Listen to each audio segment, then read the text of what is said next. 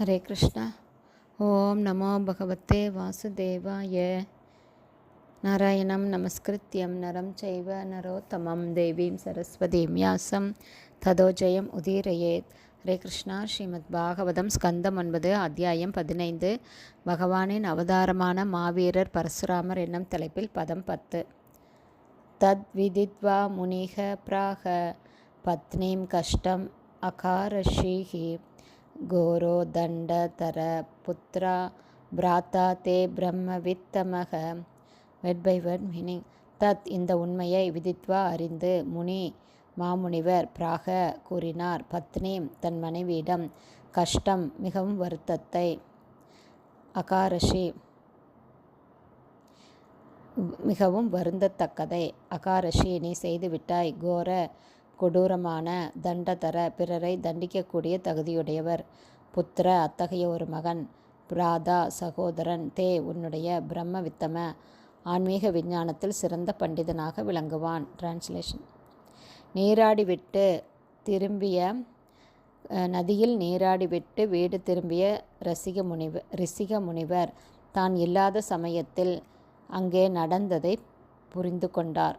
இதனால் தன் மனைவியிடம் அவர் இவ்வாறு கூறினார். நீ சத்தியவதி, நீ பெரும் தவறை செய்துவிட்டாய்.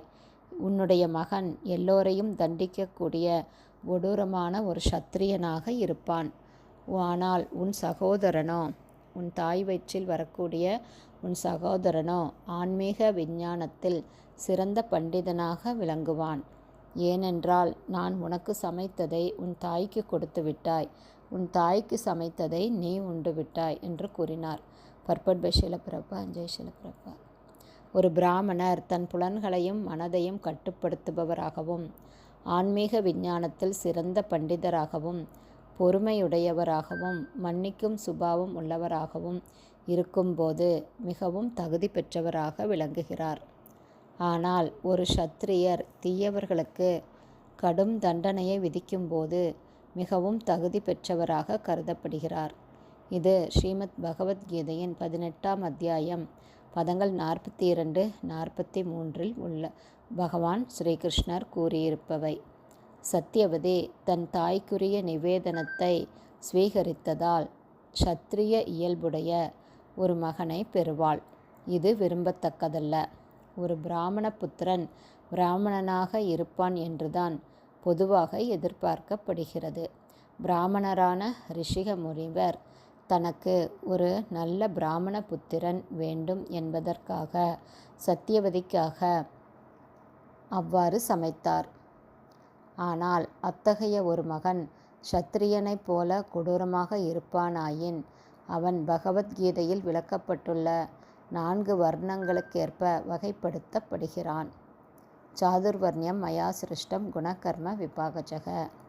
பிராமண புத்திரன் ஒருவன் ஒரு பிராமணனைப் போல ஆகவில்லை என்றால் அவனுடைய தகுதிகளுக்கேற்ப ஒரு சத்திரியன் என்றோ வைஷ்யன் என்றோ அல்லது சூத்திரன் என்றோ அவன் அழைக்கப்படக்கூடும்.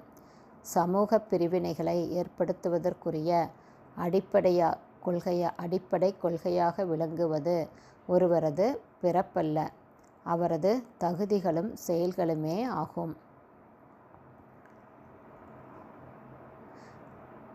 ஒருவருடைய தகுதிகளும் செயல்களுமே ஒருவரை பிராமணனாகவோ சத்திரியனாகவோ வைஷ்யனாகவோ சூத்திரனாகவோ இருக்கச் செய்கிறது. ஹரே கிருஷ்ணா. ஸ்ரீமத் பாகவதம் ஸ்கந்தம் 9 அத்தியாயம் 15 பகவானின் அவதாரமான மாவீரர் பரசுராமர் என்னும் தலைப்பில் பதம் 10 ஸ்ரீல பக்திவேதாந்த சுவாமி பிரபுபாதாவின் விளக்க உரை இத்துடன் நிறைவடைந்தது. ஹரே கிருஷ்ணா. குருதேவ்க்கு ஜெய்.